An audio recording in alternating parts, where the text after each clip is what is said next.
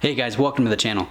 Today we will be reviewing this beautiful Breitling Superocean Heritage B20 Automatic 44 reference AB20 30 16 1C 1A 1. It's kind of a mouthful, but it's just a beautiful dive watch from Breitling from their Superocean Heritage line, which is one of their top sellers. It's very popular. It comes in a number of sizes: 42, 44, 46. Number of colors, different materials when it comes to precious metal and stainless steel, and good strap options too. The one I have obviously is the beautiful Sunray blue dial, blue ceramic bezel, which is an upgrade from previous generations, and of course this very nice tapering Milanese style mesh. Now let's begin the review. I'm going to put some dimensions here on the screen so you guys can see the size of this, compare it to other watches in your rotation.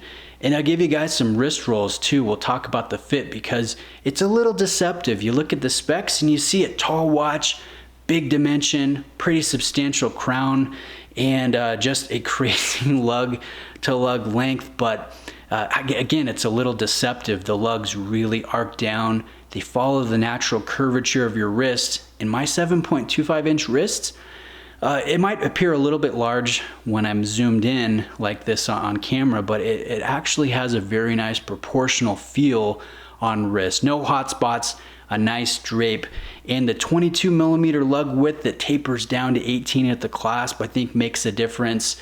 Again, just the way it sits, the way it rests, it feels a little bit smaller than its dimensions would indicate, but certainly it is not a small watch, and you do feel the weight of the stainless steel, which I like. Some people like a very light watch that kind of disappears.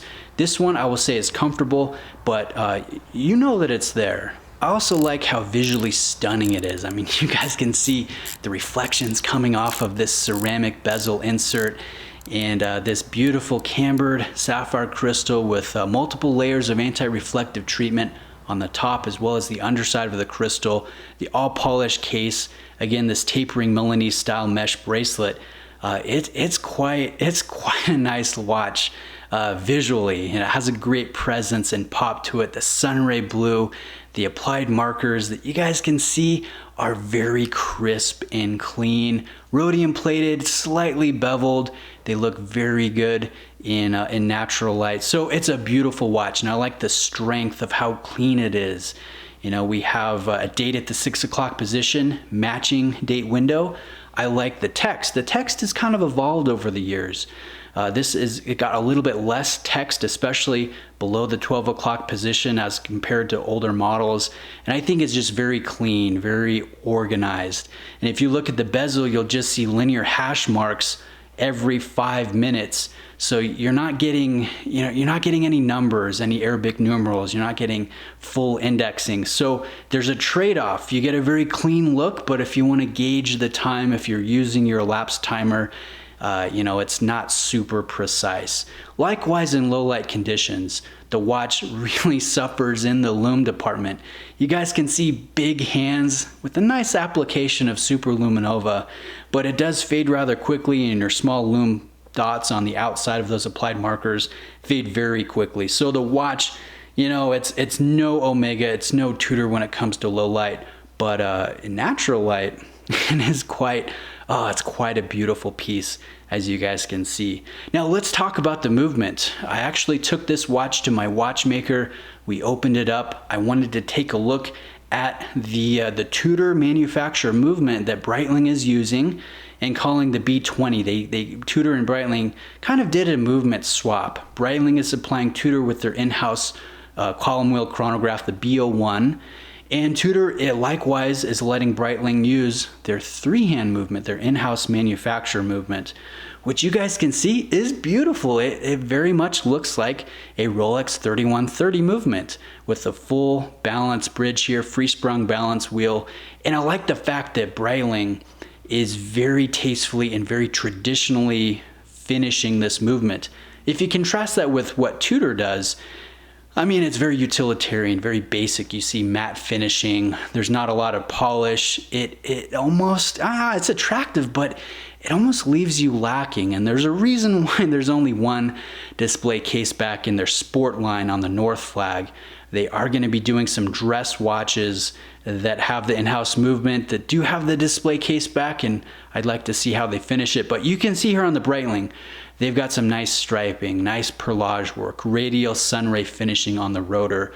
All in all, very handsome. It's almost a shame that you can't see it through an exhibition case back, because I think it looks really good. Now there's a couple tweaks here. It still has the 70-hour power reserve that you would get on a Tudor, a Tudor Black Bay or such. 28,800 vibrations per hour, 28 joules. But instead of a silicone hairspring, Breitling is using the traditional metal alloy supplied by Niverox, which honestly, guys, I have no problems with them doing. I do not think this makes it specifically susceptible to becoming magnetized. I really don't have any issue with that. But you guys can see, it's a beautiful movement. It's a nice thing to see, big brands sharing technologies, swapping movements with each other.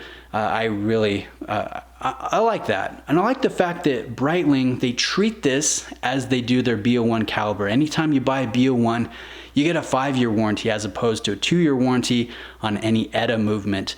And this B20 will also carry that 5-year warranty. And while I'm talking about that, the warranty card is actually pretty dang cool. It is electronic, and let me drop in also a clip of when I bought a Breitling at an authorized dealer, how they actually put the information onto the card. They do it on a machine, which I think is pretty cool. But anyways, let's get back to the watch. Let's talk about some other things. I think it is an awesome watch. Obviously, it's going to have some drawbacks. I mean, we talked about the luminescence already, and I will mention the bracelet here, at least the clasp. I really like the bracelet, but the clasp feels dated. It feels 90s to me, although this is nice and milled. The clamshell closure, the flip lock, the multiple micro adjust. I think this is long overdue for an update. And if you compare it to other watches that I think this competes with, like the Black Bay from Tudor or the Omega Seamaster Professional, the ceramic wave dial, this is going to be the worst of the lot. But it does have its strengths as well. I think, for about $3,000 used on the secondary market, again, sourced from an authorized dealer, I think it's a heck of a watch. It really brings a lot to the table. I really like the movement. I like the warranty. I like the visual pop and presence. I like the length of the hands, the sharpness, the details, the clarity. There is quite a bit to like about this. Now let me show you the bezel action. It is, I would say, on par with the Seamaster. Definitely easier to grip than those scalloped edges on a Seamaster. It's kind of loud. It's kind of clicky. And, it's okay. It doesn't wow you. But I would say that the hands down winner in the class would be the Tudor Black Bay. It's just about the best bezel action that you'll find sub $5,000. That and the Pelagos. I mean, really, they rule the roost. And I've yet to see another diver in the same tier, the price tier, that can dethrone that. So sadly, the Breitling does fall short in that category. But other than that, if you're looking for a good watch, you have about $3,000 to spend. I would not recommend buying this at retail at around $5,000. I would recommend looking for a good discount, finding one pre-owned like this one. This is near mint. I mean, obviously there's going to be some wear on the clasp, maybe a little bit on the case back, but for $3,000, I think definitely this is attractive and something to consider alongside the Black Bay and the Seamaster from Omega. When this was the previous generation, when it had the aluminum insert and they were using the 2824 movement, you can find those at good prices, and I think they're a decent watch. But really, the little things that they've tweaked when it comes to the dial, the text, the handset, obviously the movement, that's going to be a big thing. I think it enhances the watch, the ceramic bezel, and just the way as you operate the crown, which is, again, fairly substantial and easy to operate, it is just smooth as butter. So when you're considering the price point, I definitely think that the new updated Superocean Heritage is the way to go.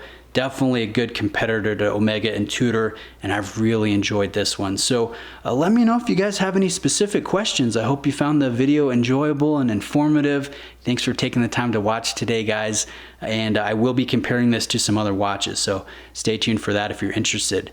All right, again, thanks for watching, and we'll see you in the next video.